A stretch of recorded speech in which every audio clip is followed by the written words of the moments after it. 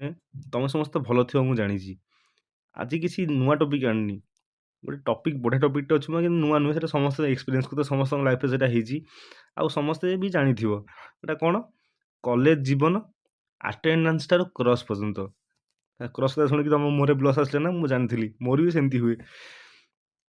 ତ ଦେଖ କଲେଜରେ ଯେତେବେଳେ କ୍ଲାସ୍‌ରେ ପଶୁ କି କ୍ୟାମ୍ପସ୍‌ରେ ପଶୁ, ସବୁଠୁ ପ୍ରଥମ ପ୍ରଶ୍ନ ହେଉଛି ଆଜି ଆଟେଣ୍ଡାନ୍ସ କେତେ? କଲେଜରେ ଗୋଟେ ଜିନିଷ ସବୁଠୁ ଇମ୍ପୋର୍ଟାଣ୍ଟ ନା ପାଠପଢ଼ା ନା ଟ୍ୟାଲେଣ୍ଟ। ଆଟେଣ୍ଡାନ୍ସ ହେଉଛି କଲେଜରେ ସବୁଠୁ ବଡ଼ ଇମ୍ପୋର୍ଟାଣ୍ଟ। ଆଟେଣ୍ଡାନ୍ସ ଟେନସନ୍ କଲେ ସରିବନି।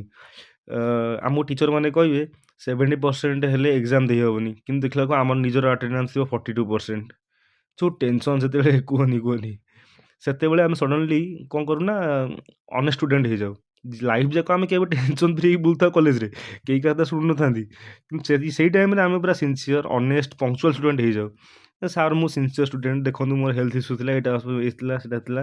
ଦେଖିଲା ବେଳକୁ ସତରେ ଦେଖିଲା ବେଳକୁ ହେଲ୍ଥ ଇସ୍ୟୁଜ୍ କ'ଣ? Morning class. ଆମେ କ୍ଲାସ୍ କରିପାରିବୁନି। ଆଉ କ୍ଲାସ୍ ଆସିପାରିବୁନି। ସେଇଟା ହେଉଛି ଆମର ସବୁଠୁ ବଡ଼ ଇସ୍ୟୁ। ତାପରେ କ'ଣ? ଯେତେବେଳେ ମର୍ଣ୍ଣିଂ କ୍ଲାସ୍ ହୁଏ, ସ୍କୁଲ୍ ଟାଇମ୍‌ରେ ଦେଖିଥିବ ସବୁ ମର୍ଣ୍ଣିଂ କ୍ଲାସ୍ ହୁଏ। ଆଜିକାଲି ତ କଲେଜରେ ମର୍ଣ୍ଣିଂ କ୍ଲାସ୍ ବେଶୀ ନାହିଁ କିନ୍ତୁ ଷ୍ଟିଲ୍ ମର୍ଣ୍ଣିଂ କ୍ଲାସ୍‌ଟା ଗୋଟେ ଅଲଗା ପ୍ରକାର ଟ୍ରାଜେଡି ଲାଇଫ୍‌ରେ। ମର୍ଣ୍ଣିଂ କ୍ଲାସ୍ କ'ଣ 8ଟା ବେଳେ ତମ କ୍ଲାସ୍ ଆରମ୍ଭ ହବ। ସେ 8ଟାରେ କ୍ଲାସ୍ କିଏ ଯାଏ? କେବଳ ଟିଚରମାନେ ଯାଆନ୍ତି। ଷ୍ଟୁଡେଣ୍ଟମାନେ ବେଡ୍ ଉପରେ ମେଡିଟେସନ୍ କରିଥାନ୍ତି। ରାତି ତମେ 3ଟା 4ଟାରେ ଶୋଇବ, କିଏ ସକାଳୁ 8ଟାରେ ଉଠିପାରିବ? ଷ୍ଟୁଡେଣ୍ଟମାନେ ବେଡ୍ ଉପରେ ମେଡିଟେସନ୍ କରୁଥାନ୍ତି। ଆଲାରାମ୍ ବାଜେ।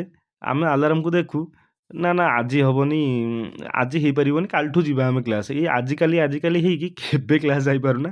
ଆଟେଣ୍ଡାନ୍ସ ଧୀରେ ଧୀରେ ଖସି ଖସି 40, 30, ବେଳେବେଳେ 21, 6% ପିଲା ବି ମୁଁ ଦେଖିଛି ଆଟେଣ୍ଡାନ୍ସ ମୋ ଲାଇଫ୍‌ରେ। ଆପଣମାନଙ୍କ ଏକ୍ସପିରିଏନ୍ସ କ'ଣ ଆପଣ ଟିକେ ସେୟାର କରନ୍ତୁ, ଶୁଣିବା ମଜା ଲାଗିବ। ତାପରେ କ୍ଲାସରୁମ୍ ରିଆଲିଟି କ'ଣ? ଟିଚର ବ୍ଲାକବୋର୍ଡ଼ରେ ଲେଖୁଛନ୍ତି ABC ଏକ୍ସୱାଇଜେଡ୍ ଥିଓରି ଫର୍ମୁଲା କିଛି ବି ପ୍ରିନ୍ସିପଲ୍ ଗୋଟେ ଲେଖୁଛନ୍ତି।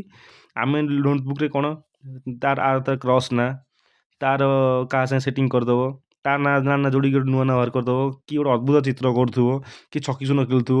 ଖାତାରେ ଏଗୁଡ଼ା ହୁଏ। ଟିଚର ପଚାରିଲେ ତମେ ବୁଝିପାରିଲ ପିଲା? ସିଏ ହୋଲ୍ କ୍ଲାସ୍ କହିବ ହଁ। କିନ୍ତୁ ବ୍ରେନ୍ ଭାବୁଥିବ ଏପଟେ ଏ ଚିତ୍ରଟା ଟିକେ ଆଉ ଟିକେ ଭଲ କରିଥିଲେ ହେଇଥାନ୍ତା। ଏଇ ଝିଅ ଛାଡ଼ିଦେଲି, ଏଇ ଝିଅର ନା ସେ ପୁଅ ସାଙ୍ଗେ ଯୋଡ଼ି ପାରିଲିନି କି କ'ଣ, ଏମିତି ଗୋଟେ କ'ଣ ଅଦ୍ଭୁତ ଜିନିଷ ଭାବୁଥିବ। ଆଉ ଅଲଗା ଅଲଗା ପିଲା ଅଛନ୍ତି ଯିଏ ୱାଇଫାଇ ପାସୱାର୍ଡ଼ ଖୋଜୁଥିବେ। କିଏ ଗେମ୍ ଖେଳୁଥିବ, କିଏ ଫିଲ୍ମ ଦେଖୁଥିବ କ୍ଲାସ୍‌ରେ ବସିକି, କିଏ ଗେମ୍। ଆଉ ସବୁଠୁ ବେଷ୍ଟ ପିଲା ଅଛନ୍ତି ଯେ ୱାଇଫାଇରେ ଫିଲ୍ମ ଡାଉନଲୋଡ଼୍ କରି ନେଇଯାଆନ୍ତି। କଲେଜ ବାଲା ଚିନ୍ତା କରୁଥିବେ ଏତେ ନେଟ୍ ଆମର ଖର୍ଚ୍ଚ ହେଉଛି କେଉଁଠୁ? ଆମର ତ ସେତିକି ଷ୍ଟାଫ୍ ବି ନାହାନ୍ତି। ତାପରେ ଏକ୍ଜାମ୍ ଆଗରୁ ଗୋଟେ ଲାଇଫ୍ ପୁରା ଅଲଗା ଚେଞ୍ଜ ହେଇଯାଏ। ହେଲେ ପୁରା ଘୋଷ୍ଟ ମୋଡ଼୍, ମାନେ ପୁରା ତମେ ପୁରା ଗାୟବ ହେଇଯିବ ମାର୍କେଟରୁ।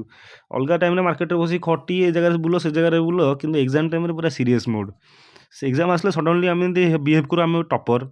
7 ଦିନ 7 ଦିନ ପୂର୍ବରୁ ଏକ୍ଜାମ୍‌ର ପୁରା ଚିଲ୍ ମାରୁଥିବୁ। ଜଷ୍ଟ ଯୋଉଦିନ ଗୋଟେ ଦିନ ପୂର୍ବ ହେଇଛି, ସେଦିନ ଜଣାପଡ଼ିବ ଯେ ସିଲାବସ୍ ବୋଲି ଗୋଟେ ଜିନିଷ ଆମ ଲାଇଫ୍‌ରେ ଅଛି। ସିଲାବସ୍ ଦେଖୁ, ପ୍ରିଭିୟସ୍ ଇୟର୍ କୋଶ୍ଚିନ୍ ଯୋଗାଡ଼ ହବ। ଝିଅ ପିଲାମାନଙ୍କ ସାଙ୍ଗ ଯୋଉମାନେ ଅଛନ୍ତି ତାଙ୍କର ସବୁ ନୋଟ୍ସ ଯୋଗାଡ଼ ହବ ତାଙ୍କଠୁ। ସେଇ ଟାଇମ୍‌ରେ ଝିଅ ପିଲା ଆମର ସବୁଠୁ ବେଶୀ ସାହାଯ୍ୟ କରନ୍ତି ପୁଅ ପିଲାଙ୍କ ଲାଇଫ୍‌ରେ। ଝିଅ ପିଲାଙ୍କ ଲାଇଫ୍‌ରେ କ'ଣ ମୋର ଏତେ ଆଇଡ଼ିଆ ନାହିଁ, କିନ୍ତୁ ପୁଅ ପିଲାମାନଙ୍କ ଲାଇଫ୍‌ରେ ଭାଇ ସର୍ଟେଡ୍। ଝିଅ ପିଲାମାନେ ନୋଟ୍ସ ନେଇଆସିବେ ସାଙ୍ଗମାନଙ୍କୁ, ସେତେବେଳେ ଝିଅ ପିଲାଙ୍କ ସାଙ୍ଗରେ ତେଲା ତେଲି କରି ରଖିଥିବେ। ତାପରେ କୋଶ୍ଚିନ୍ ପେପର୍ ଦେଖି ଯେତେବେଳେ ମାନେ ପଢ଼ାପଢ଼ି କରି ଯାଉ, ଏକ୍ଜାମ୍ ହଲ୍‌ରେ ପଶିଲା ପରେ କୋଶ୍ଚିନ୍ ପେପର୍ ଦିଆହବ। କୋଶ୍ଚିନ୍ ପେପର୍ ଦେଖିକି ଭାବୁ କୋଉଟା ଆଟେମ୍ପ୍ଟ କରିବୁ? ଆମେ ତ ଦିଟାକ ବିଲକୁଲ ପଢ଼ୁନୁ, ଆଟେମ୍ପ୍ଟ କରିବୁ କୋଉଟା? ଆଉ ଯୋଉଟା ଅପସନ୍, ସେ ଅପସନ୍‌ଟା ବି ଆମର ଆଭେଲେବୁଲ୍ ନାହିଁ। ତ କ'ଣ କରିବୁ? ଆନ୍ସର୍ ଲେଖିଲା ବେଳେ ଦିଟା କୋଶ୍ଚିନ୍‌କୁ ମିଶେଇକି ସେ କୋଶ୍ଚିନ୍ ଅଧା ଲେଖା ହେଇଥିବ, ଆନ୍ସର୍ ଅଧା ଲେଖା ହେଇଥିବ। ସେ ଏକ୍ଜାମ୍ ଆନ୍ସର୍ ସିଟ୍‌ରେ ଗ୍ୟାପ୍ ଛାଡ଼ି 5-6 ଲାଇନ୍ ଗ୍ୟାପ୍ ଛାଡ଼ି ଲେଖା ହେଇଥିବ। ମାନେ ସେ ଏକ୍ଜାମ୍ ଆନ୍ସର୍ ସିଟ୍ ଦେଖିଲେ ଲାଗିବ ମୁଁ ନିଜେ କ'ଣ ଲେଖିଛି ମୁଁ ନିଜେ ବି ଜାଣିନି। ଗୋଟେ ନୂଆ ପ୍ରକାର ଆନ୍ସର୍ ଲେଖିକି ଆସିଥିବ। ସେ ମାନେ ନିଜେ ଦେଖିଲେ ନିଜକୁ ହସ ଲାଗିବ, ସେଥିରେ ମାର୍କ ଦବ କିଏ? ତାପରେ ହଷ୍ଟେଲ୍ ଲାଇଫ୍ ଆଉ ହୋମ୍ ଲାଇଫ୍ ସିଏ ଗୋଟେ ନିଆରା ଜିନିଷ। ହଷ୍ଟେଲ୍ ଲାଇଫ୍‌ରେ କ'ଣ ତମକୁ ଘରେ ପଚାରିବେ କ'ଣ ଦରକାର କ'ଣ ନାହିଁ, ବୁଝିବେ ଭଲ ମନ୍ଦ ବାପା ମାଆ ଯାହା ହେଲେ ସବୁଠୁ ବେଷ୍ଟ ଲୋକ ଦୁନିଆର। ପଚାରି ବୁଝିବେ ଏଇଟା କ'ଣ ସେଟା କ'ଣ ସବୁ ଜିନିଷ ବୁଝିବେ। କିନ୍ତୁ ହଷ୍ଟେଲ୍‌ରେ କ'ଣ ନା ଖାଇବା ନା ଖାଇବା ଠିକ୍ ଅଛି, ନା ଶୋଇବା ଠିକ୍ ଅଛି, ନା ଚାରିପାଖରେ ଲୋକ ଠିକ୍ ଅଛନ୍ତି, ନା ବୁଝିବାକୁ କିଏ ଅଛି। ନିଜ ଲାଇଫ୍ ନିଜ ଭରସାରେ ଭାଇ ବଞ୍ଚିବ। କେହି ତମ କଥା ବୁଝିବାକୁ ନାହାନ୍ତି ହଷ୍ଟେଲ୍‌ରେ, ଭାରି ଟେନସନ୍। ହଷ୍ଟେଲ୍‌ରେ ସବୁଠୁ ଖରାପ ଜିନିଷ ହଉଛି ଡାଲି, ଆଉ ସବୁଠୁ ବେଷ୍ଟ ଜିନିଷ ହଉଛି ଯୋଉଦିନ ଚିକେନ୍ ହବ। ହଷ୍ଟେଲ୍‌ରେ ସେଦିନ ମଜା ହିଁ ମଜା। ଚାରିପାଖରେ ପୁରା ସାଙ୍ଗମାନେ ଥିବେ, ଖାଇବ ବସିକି ଗୋଟେ ମଜା ପୁରା ଲାଗେ। ଆଉ ସବୁଠୁ ବେଷ୍ଟ ଜିନିଷ ହଉଛି କଲେଜ ଲାଇଫ୍‌ରେ କ'ଣ? କ୍ରଶ୍। କ୍ରଶ୍ ଦେଖିଲେ ଲାଗେ ଯେମିତି ହାର୍ଟ ବିଟ୍। ୱାଇଫାଇ ସିଗ୍ନାଲ୍ ଭଳିଆ ଲାଗେ, ଫ୍ଲକ୍ଚୁଏଟ୍ ହଉଥିବ ଆଗ ପଛ ବାଆଁ ଡାହାଣ, କିଛି କ୍ଲୁ ନଥିବ କେମିତି କ'ଣ କରିବ। ମାନେ ଲାଇଫ୍ ପୁରା କନଫ୍ୟୁଜିଂ ଚାଲିଥାଏ କ୍ରସ୍‌କୁ ଦେଖିଲେ। ଆଉ ଅଲଗା ଟାଇମ୍‌ରେ ପୁରା ଆଟିଟ୍ୟୁଡ୍ ଦେଖେଇ ଟୋକାମାନେ ବୁଲୁଥିବେ। ଯେମିତି କ୍ରସ୍‌କୁ ଦେଖିଦେବେ ସରିଲା। ତାଙ୍କର ସେଇଠି ପୁରା ଫାଟିକି ଚାରିଫାଳ।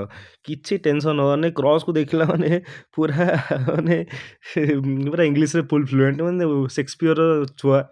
ଅକ୍ସଫୋର୍ଡ଼ରୁ ପାସ୍ ଆଉଟ୍ ହେଇକି ଆସିଛି। ପୁରା ମାନେ ସାରା ଦୁନିଆ ଏମିତି ଉଠେଇ ତା ମୁଣ୍ଡରେ ଥୋଇଦେବେ। କିଛି ହବାର ନାହିଁ ସମସ୍ତେ ଜାଣିଛନ୍ତି। କିନ୍ତୁ ଗୋଟେ ଆଟିଟ୍ୟୁଡ୍ ତାଙ୍କର ଦେଖେଇକି ବୁଲନ୍ତି ଆଉ।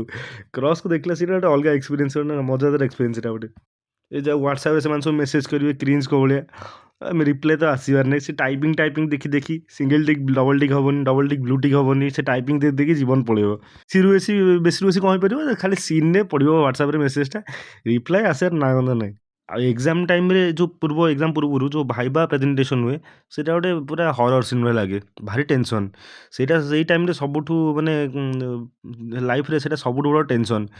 ଭାଇବା ଟାଇମ୍‌ରେ ଧର ଟିଚର୍ ପଚାରିଲେ ହ୍ୱାଟ୍ ଇଜ୍ ୟୋର୍ ଟପିକ୍? ଗୋଟେ ପିଲାଟେ ଉତ୍ତର ଦେଲା, ମ୍ୟାମ୍ ଆକ୍ଚୁଆଲି ମୋ ଟପିକ୍ କ'ଣ ଥିଲା ସେଇଟା ମୁଁ ନିଜେ କହିପାରିବିନି, ମୋର ଜାଣିନି। ଜାଣିନୁ କ'ଣ ସମସ୍ତଙ୍କୁ ସେୟାର କରାହେଇଥିଲା। ପିଲା ପୁରା ଟେନସନ୍‌ରେ କ'ଣ ଟପିକ୍ ସେ ନିଜେ ବି ଜାଣିନି କିନ୍ତୁ ଆସିଛି ଭାଇବା ଦେବାକୁ। ଆଉ ବେଶୀରୁ ବେଶୀ ପିଲା ପଢ଼ିବେ କେମିତି?